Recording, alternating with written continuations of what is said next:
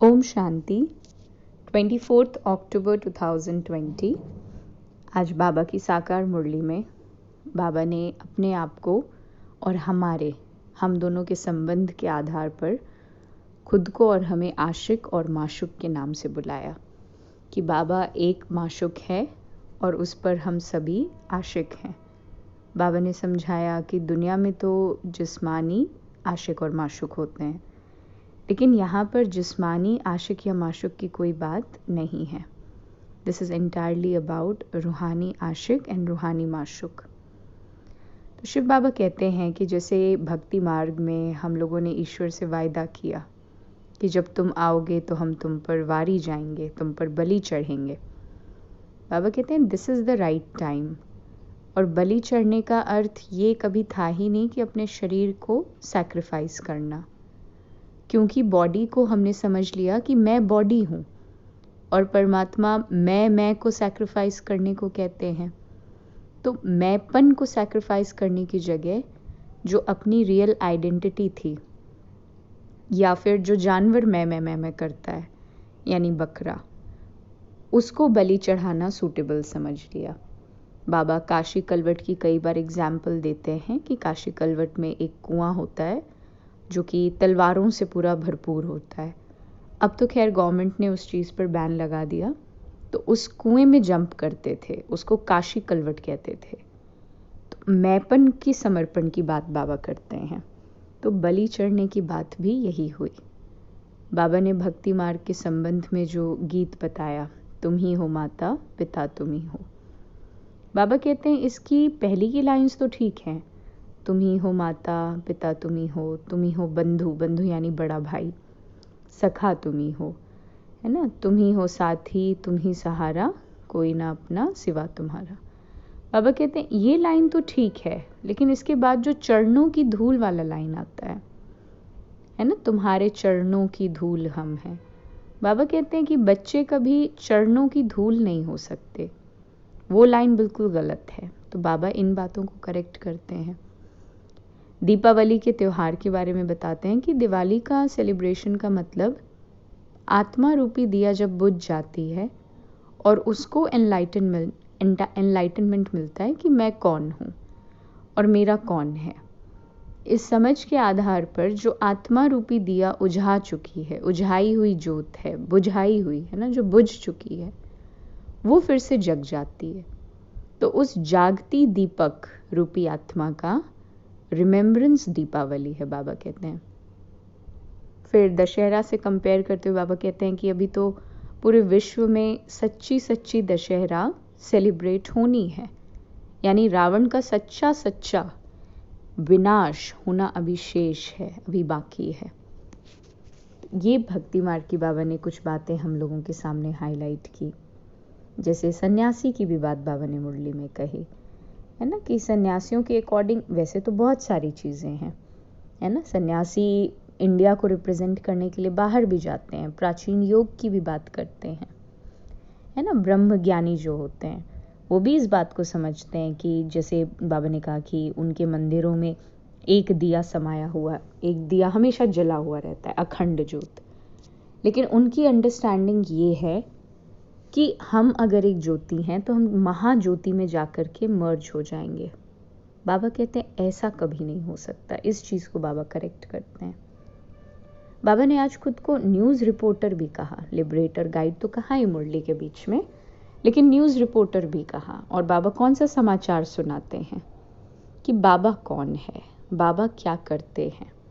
हम लोगों का न्यूज़ मतलब एनीथिंग विच हैज़ हैपेंड, उसको ब्रेकिंग फ्रेश फॉर्म में बताना कि ये हो गया, this is the current scenario of XYZ thing, या फिर फ्यूचर की कोई प्लानिंग, है ना, उस तरीके की बात न्यूज़ चैनल पर डिस्कस होती है, what to do and what happened. तो बाबा भी तो वही डिस्कस करते हैं, क्या तुम्हारे साथ हुआ, सृष्टि चक्र में कैसे तुम ऊपर से नीचे आए, अब तुम फाइनली कहाँ हो, और अब मैं तुम्हें देखो क्या से क्या बनाऊंगा। और फिर बाबा व्हाट टू डू पे भी फोकस करते हैं कि हमें एग्जैक्टली क्या करना है विश्व कल्याण में। तो हम वो क्षमा हैं, क्षमा और परवाने की भी बात हुई, हम वो परवाने हैं जो क्षमा पर फिदा होते हैं। बाबा ने कहा ना कि तुम क्या हो, तुम सच्चे सच्चे परवाने हो जो शिव क्षमा पर फिदा होते हैं। कॉन्ट्रास्ट में बाबा ने कहा कि अभी तो रावण का राज्य है। बड़े कड़े शब्दों में बाबा ने इस चीज़ को यूज़ किया है आज की डेट में और आज की मुरली में, कि रावण का राज्य अभी पूरे संसार पर है। जब राम का राज्य होगा तो वो भी संपूर्ण संसार पर होगा। बाबा कहता है धरती, आसमान, चांद, सितारे सब कुछ तुम्हारे हो जाएंगे। जिस प्रकार अभी हर कोई बॉडी कॉन्शियस है, every individual is body conscious. एक बार की अव्यक्त मुरली में ध्यान है, बाबा ने कहा था कि अहंकार के 2 अंश होते हैं, जल्दबाजी करना और ईर्ष्या करना। तो ईर्ष्या अगर कोई सटल अपनी चेकिंग करे तो ईर्ष्या का बीज कहीं ना कहीं हर किसी के हृदय में पाया जाएगा, परंतु जल्दबाजी एक ऐसी चीज़ है जो प्रत्यक्ष रूप में देखी जा रही है। Everyone is horrid about something, जल्दबाजी में।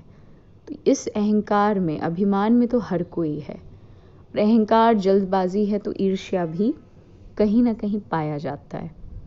तो बाबा कहते हैं कि अभी तो संपूर्ण रावण का राज्य है, और अब जब बाबा संपूर्ण राम का राज्य बनाएंगे तो रावण का कोई राज्य नहीं होगा। और राम राज्य को भी बाबा ने स्पेसिफाई किया कि राम मना ईश्वर, दशरथ के बेटे राम की बात नहीं है। बाबा कहता श्री राम की बात नहीं है, ये तो उस राम की बात है जिसकी सीता हर एक आत्मा है। एक सीता की बात नहीं है, बाबा ने क्लियर किया। It is about every soul is Sita, और रावण ने सबका ही अपहरण कर लिया, किडनैप कर लिया। तो बाबा अब हम सबको उस शोक वाटिका से निकालने के लिए आए हैं, अशोक वाटिका में ले जाने के लिए। ये बाबा एक करेक्शन दिखाते हैं, कई बार मुरलियों में ऐसे करके स्पेसिफाई किया हुआ है बाबा ने। फिर शिव बाबा ने सत्युग की क्वालिटी के बारे में तो क्लियरली बता ही दिया कि वो एक ऐसी दुनिया होगी जिसमें हर एक आत्मा अपने संपूर्ण राज्य को हासिल कर कर इस देह से मुक्त अवस्था में रहकर इस धरा पर रहेगी। क्योंकि आत्मा जब शरीर से अलग है तब तो उसका शांत रहना वो स्वाभाविक हो जाता है ना, अगर वो ईवल सोल नहीं है। अदरवाइज बाबा उसको भी कहते हैं भटकना होता है, किसी अन्य शरीर में प्रवेश करके किसी को परेशान कर देना होता है, दुख दे देना होता है।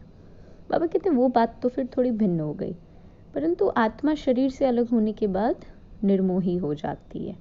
यूजुअल केसेस में पीछे की सारी चीज़ों को छोड़ देती है, आगे बढ़ जाती है। So this is what Shiv Baba says कि तुमको ऐसा टाइम, ऐसी एक दुनिया दूंगा, ऐसा एक राज्य दूंगा कि शरीर में रहते हुए भी तुम बिल्कुल मुक्त अवस्था में रहेंगे, और उसी को जीवन मुक्ति कहते हैं। जगत गुरु का टाइटल भी बाबा ने दिया है ना, बाबा को मिला हुआ है जगत गुरु का टाइटल। तो बाबा वास्तविक जगत गुरु अगर देखा जाए, हालांकि दुनिया में लोग बहुत एक दूसरे को जगत गुरु का टाइटल देते हैं, परंतु वास्तविक रूप से देखा जाए तो सच्चा सच्चा जगत गुरु तो शिव बाबा ही है। सेवा के लिए जैसे बाबा ने एक एग्जाम्पल दिया कि स्टीमर यानी जो ट्रेन आज की डेट में है तो कहीं पे भी रुक रहे हैं प्लेटफॉर्म्स पर, बाबा कहते हैं वहाँ चित्र लगा दो, this is also a way of doing the service, ऐसा बाबा का कहना है। शिव बाबा कहते हैं, जैसे भक्ति मार्ग की एक और बात आई थी गरुड़ पुराण से रिलेटेड, है ना, जैसे उसमें लिख दिया कि झाड़ वृद्धि को पाएगा तो ज़रूर, है ना, और नीचे क्या है, रौरव नर्क है। ऐसी बातें लिखते हैं गरुड़ पुराण में, अलग अलग विभिन्न प्रकार की बातें लिखते हैं, है ना, कि जैसे कि कोई भी चीज़ पुरुषार्थ से प्राप्त होती है, ये बात तो फाइनल है। ये बात तो 100% फाइनल है कि कोई भी चीज़ पुरुषार्थ से प्राप्त होती है। परंतु जब हम लोग गर्भ में उपस्थित होते हैं, जब भी एक शरीर छोड़कर दूसरा शरीर लेते हैं, गर्भ में उपस्थित होते हैं, तो हम बाबा से, ईश्वर से वायदा ज़रूर करते हैं कि अब हम जब संसार में निकलेंगे तो हम कोई गलती नहीं करेंगे, एकदम डीप रियलाइजेशन में रहते हैं। परंतु वापस आने के बाद हम फिर वो गलतियाँ रिपीट करते हैं। क्यों? क्योंकि अंत मति सो गति अपने आप में बहुत बड़ी भावी है। तो ये बातें गरुड़ पुराण में मेंशन्ड हैं कि जब आत्मा गर्भ में होती है तो वो अंजाम करती है, यानी वायदा करती है that yes we are going to get liberated, हम नहीं करेंगे, हम वो गलतियां नहीं दोहराएंगे। बट शिव बाबा से ऐसा हो नहीं पाता। क्यों? क्योंकि बाबा की पूरी पहचान नहीं है। इस चीज़ को सिंबलाइज करते हुए बाबा कहते हैं कि उनकी इम्पोर्टेंस बिल्कुल भी नहीं है, इसीलिए तो स्टैम्प पर उनका फ़ोटो या ये चीज़ें नहीं निकलती, है ना। जैसे महात्मा गांधी को कितना इम्पोर्टेंस दिया जाता है, यहाँ तक कि कैश पर उनकी फ़ोटो है परमानेंटली, है ना। तो बाबा कहते हैं कि अगर समझ जाएं वास्तव में कि शिव कौन है, तो स्टैम्प पर फिर फ़ोटोज़ निकलने लगेंगे ज्योति बिंदु के।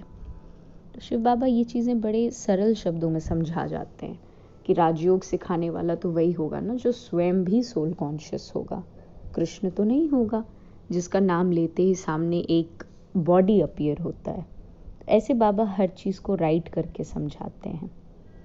वहाँ पर दुनिया बिल्कुल हरी भरी बन जाएगी, दुख का कोई नाम नहीं होगा, 5 तत्व भी जो होंगे वो भी बिल्कुल क्या होंगे, सतो प्रधान अवस्था में होंगे, कोई डिससर्विस नहीं होगी। कॉन्ट्रास्ट में इस समय बाबा कहते हैं अभी तो नेचर बहुत डिससर्विस करती है, क्योंकि मनुष्य ही अब लायक नहीं है।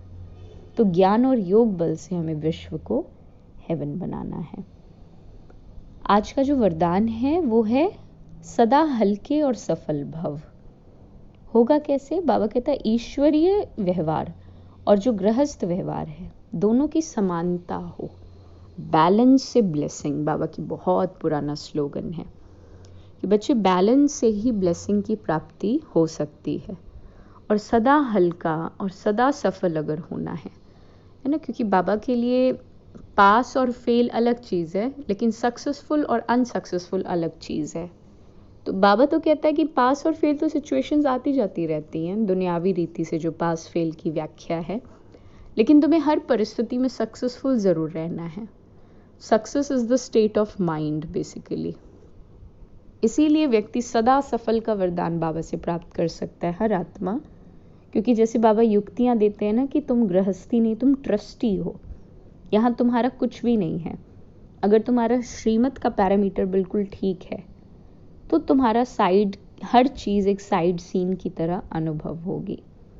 और दोनों ही व्यवहार में यानी गृहस्थ भी और ईश्वरीय भी बिल्कुल बैलेंस होगा। और आज का स्लोगन है फर्स्ट डिवीजन में आने के लिए कर्म इंद्रिय जीत और माया जीत बनो। ओम शांति।